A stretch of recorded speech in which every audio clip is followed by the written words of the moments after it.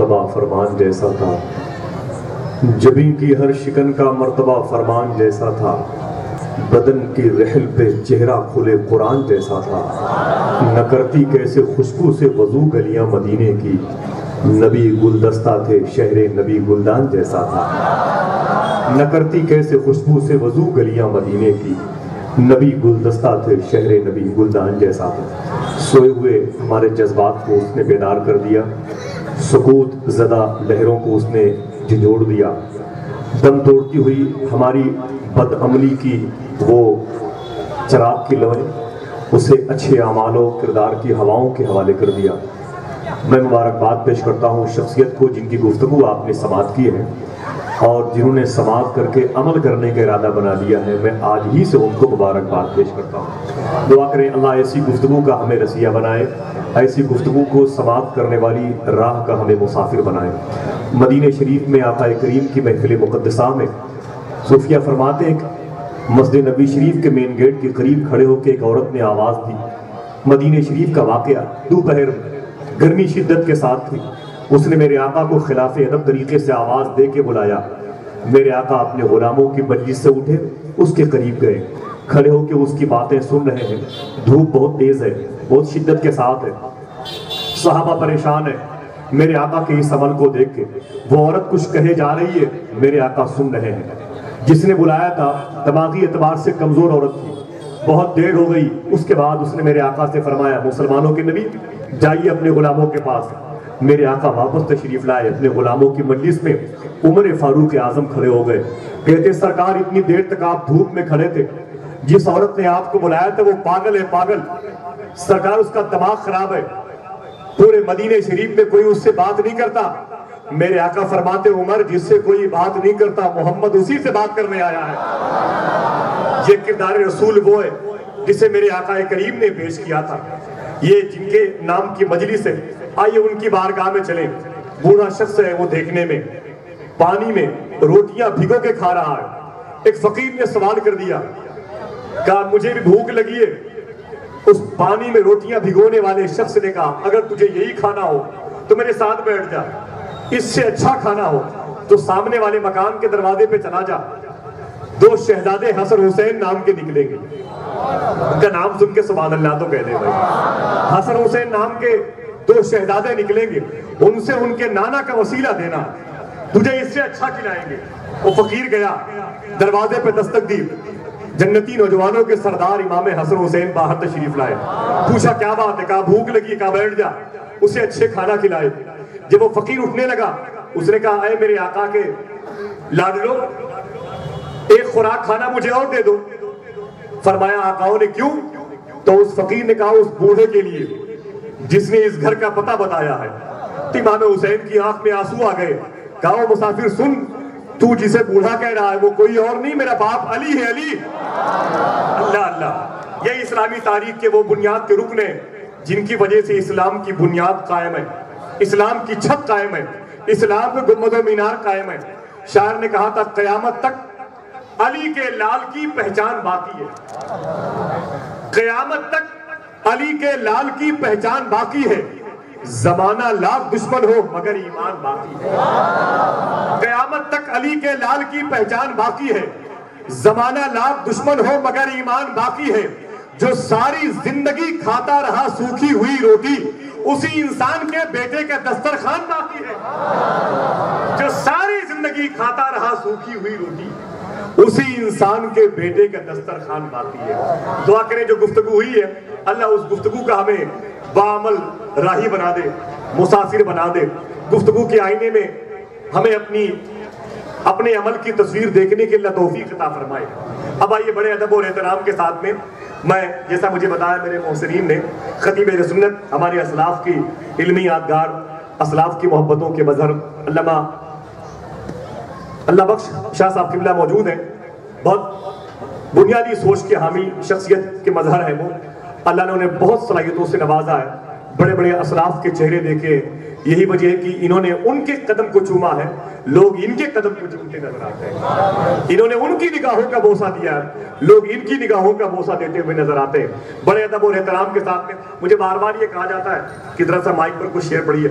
اب احباب کی خواہش ہے، وقت بہت کم ہے، 11:30 پونے 12 بجے ہندوستان کا بلکہ عالمی لہجے کا وہ عظیم الشان وجود عشق آپ کی نگاہوں کی روشنی میں اضافے کا سبب بن جائے گا، جس کی تقریر کیا، جس کو لوگ دیکھنے کے لیے یہاں پر آئے ہوئے ہیں، سمجھ رہے ہیں؟ الحمدللہ رب العالمین، سرکار غوث اعظم کے اس لاڈلے کی آمد قریب ہے۔ اچھا اگر حکم ہے تو میں ایک دو مصرے پڑھ دیتا ہوں، سنیں گے آپ لوگ؟ سبحان اللہ کہیں گے؟ وقت بہت کم ہے، میں بھی محبوب بھائی جانتے ہیں بخار کی حالت میں یہاں تک آیا ہوں، اللہ کا شکر ہے، میرے گناہ ہیں، اللہ مجھے سچی توبہ کی توفیق عطا فرمائے۔ ایک دو مصرے پڑھتا ہوں، دیکھیں منیر بھائی دیکھیں کہ قلب میں جذبہ ایمان کہاں سے آتا، اگر کہو تو اسی کو زور سے پڑھ دیں یا کہو تو اسی کو ہلکے سے پڑھ دیں۔ میرے ہلکے سے پڑھنے سے یا چیخ کر کے پڑھنے سے کچھ نہیں ہوگا جب تک آپ محبت سے سن نہیں لیں گے۔ بغداد شریف میں ایک بزرگ کی قبر کے اوپر ایک صاحب بیٹھے ہوئے تھے، قریب سے ایک مسافر گزرا، اس نے کہا تجھے شرم نہیں آتی، قبر کے اوپر بیٹھا ہوا ہے؟ اس نے کہا ایسا یہ قبر میری ہے، میں چاہے اندر بیٹھوں چاہے باہر، تو کون ہے؟ سمجھ رہے ہیں؟ وہ بھاگ کھڑے ہوئے، بھائی کس مخلوق سے میرا پالا پڑ گیا ہے۔ تو کہنے کا مطلب ہے کہ آپ کا شہر جس طریقے سے آپ چاہے سنیں، جس طریقے سے آپ چاہے نوازیں، لیکن اس وقت حکومت ان کی ہے جو ممبر نور پر بیٹھے ہوئے ہیں، یہ دل ان کے حوالے کر دیں آپ، ذرا سا آپ اپنا دل لگائیں۔ آپ بہت آسان نہیں ہوتا یہ دن میں سونے والی قوم کو رات میں جگانا، آسان نہیں ہوتا یہاں مائک پر آ کے کچھ بولنا۔ بالکل ویسے ہی جیسے پھانسی کے پھندے پہ جب مجرم کو لایا گیا تو جج نے پوچھا آخری خواہش، اس نے کہا میری جگہ آپ آ جائیے، سمجھ رہے ہیں؟ تو سمجھ میں آ جائے گا۔ آپ کیجئے گا، میں اس طرح کا آدمی نہیں ہوں، لیکن ایک مصرع پڑھتا ہوں، اگر آپ کا دل لگ جائے تو بول دیجئے گا۔ قلب میں جذبہ ایمان کہاں سے آتا، قلب میں جذبہ ایمان کہاں سے آتا۔ پتہ نہیں کیا بات ہے کہ وہ مصرع مجھے یاد نہیں آ رہا، جب تک سب سبحان اللہ نہیں کہیں گے شاید یاد بھی نہیں آئے گا۔ قلب میں جذبہ ایمان کہاں سے آتا، ابھی بھی میں کوشش کر رہا ہوں، قلب میں جذبہ ایمان کہاں سے آتا، آپ آتے نہ تو قرآن کہاں سے آتا۔ قلب میں جذبہ ایمان کہاں سے آتا، آپ آتے نہ تو قرآن کہاں سے آتا۔ ایک مطلب اور پڑھتا ہوں ہلکے سے، اور سن لیجئے ہلکے سے، اس کے بعد آپ بھی بولیں گے اور میری روح بھی بولے گی۔ قلب میں جذبہ ایمان کہاں سے آتا، آپ آتے نہ تو قرآن کہاں سے آتا، ہے خدا ایک یہ اعلان کہاں سے آتا، یعنی بت خانوں میں طوفان کہاں سے آتا، ہے خدا ایک یہ اعلان کہاں سے آتا۔ جو لوگ پیچھے بیٹھے ہوئے ہیں ذرا اپنے ہاتھوں کو اٹھا کے بتائیں میری آواز پہنچ رہی ہے؟ بس بہت بہت شکریہ۔ تو کبھی کبھی ہفتے دو ہفتے میں آپ حضرات بھی اپنی آواز پہنچا دیجیے گا۔ قلب میں جذبہ ایمان کہاں سے آتا، آپ آتے نہ تو قرآن کہاں سے آتا، ہے خدا ایک یہ اعلان کہاں سے آتا، یعنی بت خانوں میں طوفان کہاں سے آتا، اور تجھ پہ قربان میری جان ربیع الاول، تو نہ آتا تو یہ رمضان کہاں سے آتا، تجھ پہ قربان میری جان ربیع الاول، تو نہ آتا تو یہ رمضان کہاں سے آتا، تو نہ آتا۔ اگر غریب نواز کے دیار میں آپ رہتے ہیں تو حق ادا کریں، ایک نعرہ درمیان سے پھر لگ جائے غریب نواز کی محبت میں۔ بہت بہت شکریہ حضرات، بہت بہت شکریہ حضرات کا۔ ذرا ہاتھوں کو اٹھا کے بولے سبحان اللہ، ہاتھوں کو اٹھا کے بولے، ہاتھوں کو اٹھا کے بولے ماشاءاللہ۔ یہ دیار غریب نواز کا ہے، میرے آقا غریب نواز کہاں سے کہاں گئے، 11,000 کلومیٹر کا سفر کیا ہے تب ہندوستان آئے۔ میں نے اس مسجد میں کئی مرتبہ نمازیں پڑھی ہیں جہاں سرکار خواجہ عثمان ہارونی نے اپنے لاڈلے غریب نواز کو مرید کیا تھا۔ کتنی عظیم و جائے مستجاب ہے وہ، سمجھے آپ؟ 11,000 کلومیٹر کا سفر کیا غریب نواز، یہاں آئے۔ یہاں آنے سے پہلے مدینہ شریف گئے تھے، میرے آقا کی مزار مقدس سے آواز آئی میرے معین کو میرے قریب لاؤ، جس کو میرے آقا میرے کہہ دیں آپ ان کے ہیں، سبحان اللہ۔ فرمایا میرے آقا نے میرے معین الدین کو میرے قریب لاؤ، سرکار غریب نواز حاضر ہوئے، فرماتے میرے آقا میرے معین ہند چلے جاؤ۔ زور سے بول دو یار، یہ تو خوش ہونے کی بات ہے، جس ملک میں رہتے ہو اس ملک کا نام نبی کی زبان پر ہے۔ کیا فرمایا؟ ہند چلے جاؤ۔ یہ نقشہ دکھایا میرے آقا نے، ایک جملہ اور بتایا جسے کم لوگ بتاتے ہیں یا ہم کم بتاتے ہیں۔ میرے آقا نے فرمایا تھا لیکن ہند کے صدر دروازے پر میرا شیر ببر بیٹھا ہوا ہے، اس سے مل کے جانا۔ اشارہ داتا گنج بخش علی ہجوری کی بات ہے۔ آپ نے وہاں چلہ فرمایا لاہور کے شہنشاہ بادشاہ ابن بادشاہ، شہنشاہ ابن شہنشاہ. کیا فرمایا میرے آقا نے؟ میرے معین ہند چلے جاؤ، وہاں جا کے میرا دین پھیلاؤ. پھر فرمایا میرے آقا کی مزار مقدس جو آواز ہے اسے سن لیا. فرماتے میرے آقا میرے معین کوئی خواہش ہو تو بتاؤ. اب اگر سبحان اللہ کہہ دیں گے تو وہ خواہش میں آج آپ کو بتا دوں گا. اگر آپ نے ہاتھوں کو اٹھا کے بولے، ہاتھوں کو اٹھا کے بولے آپ، اللہ سلامت رکھے آپ کو. کیا فرمایا میرے آقا نے میرے معین کوئی خواہش ہو تو بتاؤ. تو فرماتے میرے آقا عطا رسول تاجدار ہندوستان سرکار میری خواہش صرف اتنی ہے جو مجھ سے محبت کرے بخش دیا جائے.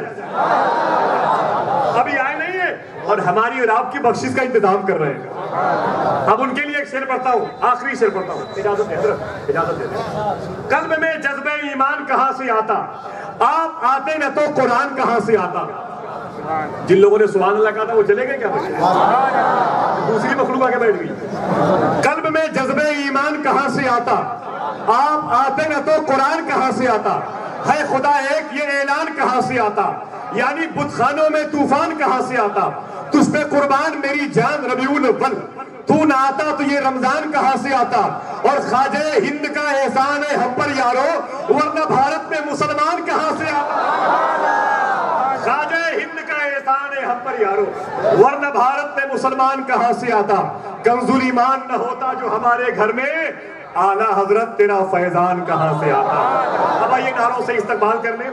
بازنی کی زمین پر، بالی کی زمین پر اور اس علاقے کی تمام تر بڑی کانفرنسوں میں، یہی نہیں بلکہ پورے ہندوستان کی بنیادی کانفرنسوں میں جس کی شرکت قبولیت کی علامت بن جاتی ہو، اس شخصیت کے حضور پہنچے. نعرہ تکبیر، نعرہ رسالت، فیضان سرکار غوث العظم، عظمت سرکار غوث العظم، محفل سرکار غوث العظم، دیار سرکار غریب نواز، مسلک اعلیٰ حضرت، علماء اہل سنت. سبحان اللہ سبحان اللہ.